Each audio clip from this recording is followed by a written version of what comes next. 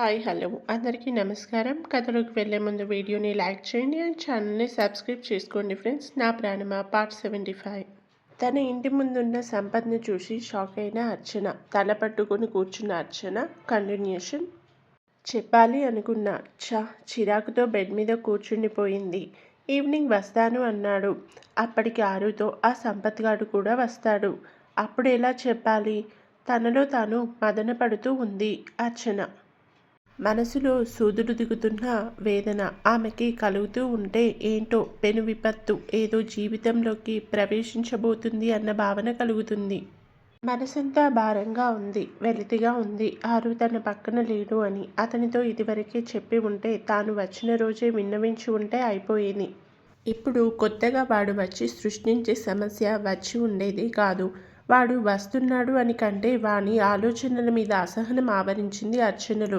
తనకి తాను ధైర్యం చెప్పుకుంది. సమస్య ఎలా వచ్చినా ఎన్ని విధాలుగా తాను అనుకొని ఇబ్బందులకు గురి చేసిన గుండె నిబ్బరంతో ఉంటూ అడుగు ముందుకు వేయాలి. తన మీద ప్రేమ ఉన్న ఆరుకి తాను ద్రోహం చేజేతులా అయినా బలవంతంగా అయినా చేయకూడదు. తనని తాను దృఢంగా చేసుకుంటుంది. గంట తర్వాత బెడ్ దిగిన అర్చనకి తేలికగా లేని మనసు వలన తినాలి అనిపించలేదు. ఆరు ఎలానూ రాను అన్నాడు కనుక వంట చేసుకోలేదు అర్చన. విచిత్రంగా ఆ రోజు తనకి దాహం కూడా వేయలేదు. హాల్లో సోఫాలో కూర్చొని కాసేపు, బెడ్రూమ్ బాల్కనీ నుండి స్వింగ్లో కూర్చొని రోడ్ని చూస్తూ కాసేపు గడిపింది. తనని తాను డైవర్ట్ చేసుకోవడం కోసం ప్రయత్నం చేస్తుంది. తన వల్ల అవితే కదా. మనసు బాలేదు, టైం కుదరడం లేదు అంటే కాలం నీకోసం ఆగిపోదు కదా. అలానే అర్చుకి కూడా ఆ రోజు ఎలా ఉన్నా రోజు ముందుకు కదిలి సాయంత్రంని చేరుకుంది. ఇంకో గంటలో ఆరు వస్తున్నా అన్నట్టు మెసేజ్ చేశాడు అర్చనకి. అతను వచ్చాక వంట చేస్తూ టైం వేస్ట్ చేయడం కన్నా ముందే ఇంట్లో ఉన్న క్యాప్సికమ్, ఆలు, టమాటాతో కర్రీ వండి రైస్ వాష్ చేసి పెట్టింది అర్చన. కుక్కర్ స్విచ్ వేస్తే సరిపోతుంది అని. ఆరు చెప్పిన టైంకి ఇంకా 20 minutes బ్యాలెన్స్ ఉంది.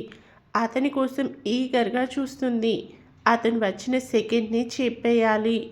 ఆలస్యం అమృతం అన్ని వేళలా అవ్వదు, కొన్ని సమయాల్లో విషంగా మారుతుంది అని డోర్ వైపుని తన చూపును పెట్టి చూస్తుంది. ఆరు అతను చెప్పిన గంటకి 4 నిమిషాల ముందుగా రావడం అతన్ని చూసి సోఫాలో నుండి లేచి ఆరు నీతో మాట్లాడాలి అని అర్చు అనడం, అప్పుడే పగపట్టినట్టు అతని ఫోన్ మోగడం గ్యాప్ లేకుండా జరిగిపోయాయి. మెడలో ఐడీని టైని అర్చు చేతిలో పెడుతూ ఫోన్ పట్టుకొని రూమ్లోకి వెళ్ళిపోయాడు. చేతిలోని వాటి వైపు భారంగా చూస్తూ ఆరు కోసం రూమ్లోకి వెళ్ళింది అర్చన. అర్చన వెళ్ళేసరికి అతను వాష్రూమ్లోకి వెళ్ళిపోయి 10 నిమిషాలకు కానీ బయటికి రావడం లేదు. రావడంతోనే మిస్ యూ అంటూ టైట్ హగ్ తనని చేసుకొని కాఫీ అడిగాడు. ఇందాక తాను మాట్లాడాలి అని చెప్పిన మ్యాటర్ మర్చిపోయిన అతను నోరు తెరిచి అడిగిన తర్వాత ఇవ్వకుండా ఉండలేదు కదా. వెళ్ళింది. కాఫీ కప్తో వచ్చిన అర్చనకి ఆరు హాల్లోనే కనిపించడం, కాఫీ ఇస్తూ మొన్న నేను ఇంటికి వెళ్ళినప్పుడు అని తాను చెప్పాలి అనుకుంది అతని చెవిలో వేయడానికి ప్రారంభించడం, డోర్ బెల్ మోగడం ఏకకాలంలో జరిగిపోయాయి. ఈరోజు సమయం నా మీద పగపట్టింది అని పైకి అన్న అర్చుకి వచ్చింది సంపత్ అని. కాఫీ సగం అర్చు చేతిలో పెట్టి అతనే వెళ్ళాడు డోర్ తీయడం కోసం.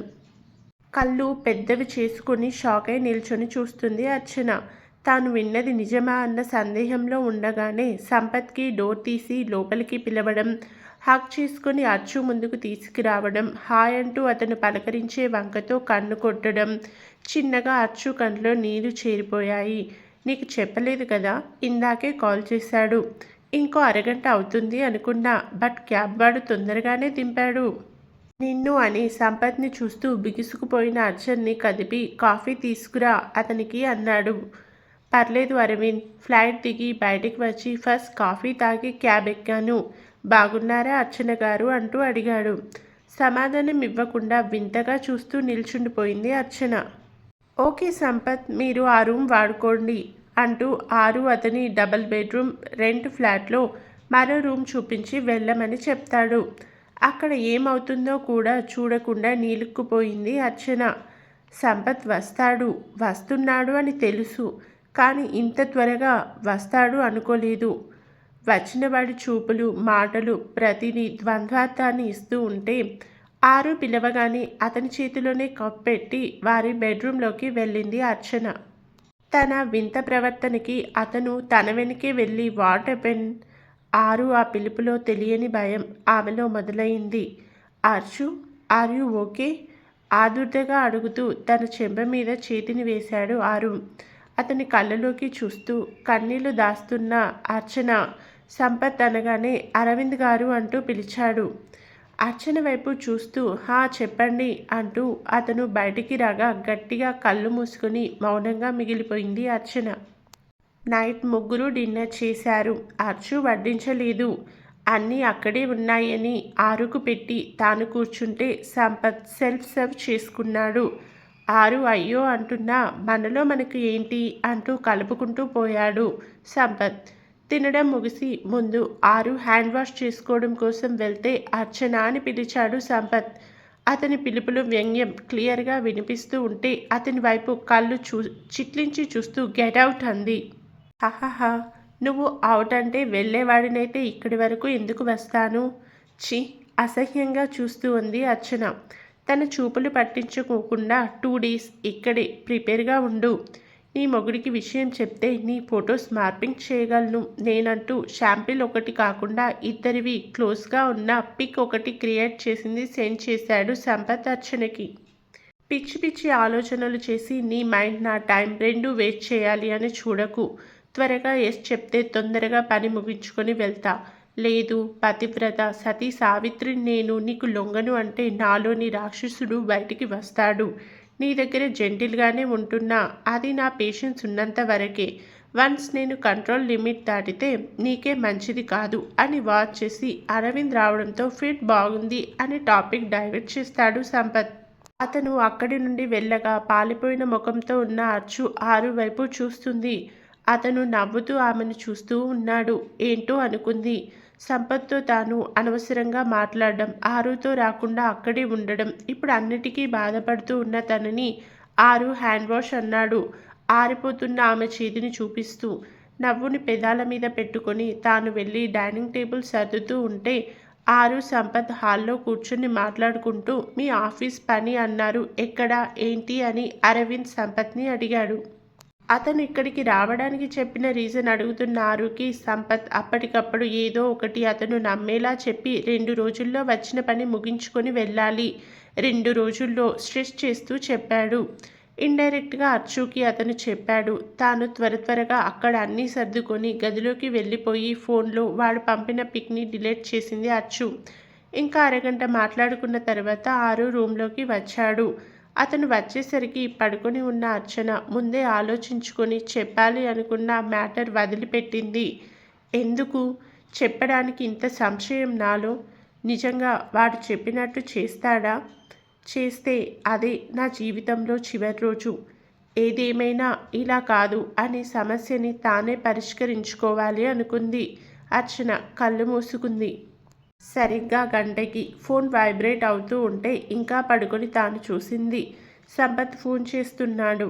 అప్పటికే 10 మెసేజ్లు ఉన్నాయి. తనకి కంగారుతో వణుకు పుడుతుంది. వీడేంటి ఇప్పుడు ఫోన్ చేస్తున్నాడు? భయంగానే పక్కన ఉన్న ఆరు వంక చూశాను. అతను నిద్రపోతూ కనిపించాడు. మెల్లిగా కదులుతున్నాడు. ఫోన్ సైలెంట్లో పెట్టాను. వెళ్ళాలి అనిపించలేదు. ఇప్పుడు వెళ్తే వాడి మాటలు, చూపులు తాను బేర్ చేయలేదు. అర్చన ఇవన్నీ తన మనసులోనే అనుకుంటుంది. ఫోన్ చూడలేదు అన్నట్టు పక్కన పెట్టి ఆరు వైపు తిరిగి అతని పొట్ట మీద చేతిని వేసి భుజం మీద తలని ఆనించుకొని ఆరు అని పిలిచింది నెమ్మదిగా అర్చన. ఎంత నెమ్మదిగా పిలిచింది అంటే తన పిలుపు తనకి మాత్రమే వినిపించేంత మెల్లిగా పిలిచింది. తానంత మెల్లిగా పిలిచిన ఆరు హా అంటూ తిరిగి తనని హత్తుకొని పడుకున్నా అనుకున్నా అంటాడు. చిన్నగా నుదుటికి చెమటలు పట్టాయి అర్చనకి. నువ్వు పడుకోలేదా? పడుకున్నా అన్నాడు. ఎక్కడ తన ఫోన్ వైపు చూస్తాడు ఏమో అన్న భయంతో అంది అర్చన. ఫోన్ తీసి కింద పెట్టేసింది. ఇప్పుడు కనిపించదు. నువ్వు చేయి వేయగానే మెలకువ వచ్చింది అన్నాడు అరవింద్. వాళ్ళ మాటలు డోర్ వద్ద ఉన్న సంపత్ గాడికి వినిపించి ఫోన్ చేయకుండా వెళ్ళిపోయాడు కోపంగా. తనకి ఎదురుగా తిరిగి అచ్చు నడుమ మీద చేతిని వేసి నవ్వుతూ త్వరగా పడుకున్నా, నిద్ర వచ్చింది అన్నాడు ఆరు. వర్క్ ఎక్కువ ఉందా? ఆఫీస్లో అడుగుతుంది. లిటిల్ బిట్, బట్ ఓకే అంటూ ఆమెని అల్లుకుపోతూ ఉన్నాడు. అతనికి అడ్డు చెప్పడం లేదు అర్చన. పూర్తిగా సహకారం అందిస్తూ అతనిలో కరిగి నిద్రకి ఉపక్రమించింది ఆమె. ఈ క్షణం ఆమె మనసులో భయం, కంగారు అన్నీ ఉన్నా అవి అన్నీ మాటుమయం అయినట్టు పోయాయి. ఆరుకు చెప్పాల్సినవి చాలా ఉన్నాయి. అందులో ముఖ్యమైనది సంపత్ కోసం కాస్త సమయం కావాలి. రేపు ఆరు ఆఫీస్కి వెళ్ళాక వాడితో మాట్లాడి వీలైనంత సామరస్యంగా సమస్యకి పరిష్కారం తెచ్చుకోవాలి అని చూస్తుంది అర్చన. అయితే అది తను అనుకున్నంత సులువైతే కాదు. అలా అయితే సమస్య ఎందుకు అవుతున్నది? ప్రస్తుతం అతనికి అర్పించిన తన తనువు ఇచ్చిన అలసటకి నిద్ర ముంచుకు వచ్చింది. ప్రశాంతంగా అయితే పడుకుంది అచ్చు. తన మది నిండిన ఆరు గుండెల మీద ఆమె వీపు నిమురుతూ తల మీద ముద్దు పెట్టుకుని అలానే పడుకున్న ఆరు ఉదయం 6 గంటలకి కదిలిన అర్చన వల్ల మెలకువ వచ్చి లేస్తాడు. ఆఫీస్కి 8 కల్లా ఉండాలి. ఒక ప్రాజెక్ట్ ఫైనల్లో ఉంది. అది ఇంకో 2 డేస్లో సబ్మిట్ చేయాలి. టీమ్ లీడర్గా అతనికి ఎక్కువ రెస్పాన్సిబిలిటీ కూడా ఉంది. అందుకే ఎర్లీగా వెళ్తున్నాడు.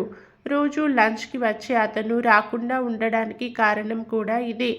అక్కడ క్యాంటీన్లో ఏదో ఒకటి తిని వర్క్లో మునిగిపోతున్న ఆరు ఇంట్లో ఉన్న అర్చుతో గడపడానికి సమయమే దొరకడం లేదు.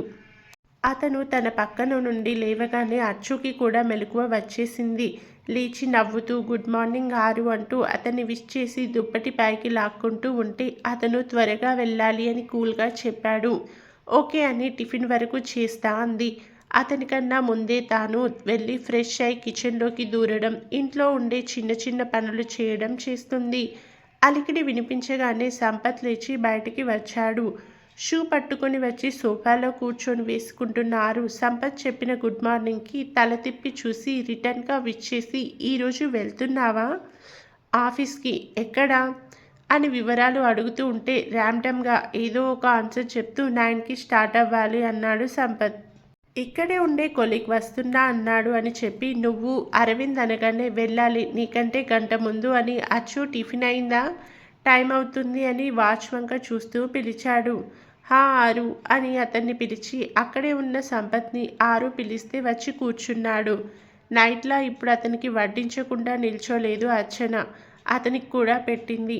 ఇద్దరు ఆఫీస్ ముచ్చట్లు పెట్టుకుంటూ టిఫిన్ చేసి ఆరు వెళ్ళడానికి సిద్ధమైతే సంపత్ కూడా స్టార్ట్ అవుతున్నా అన్నాడు అరవింద్తో. కథ వినేసి వెళ్ళిపోకుండా కామెంట్ కూడా మీరు ఇవ్వండి ఫ్రెండ్స్.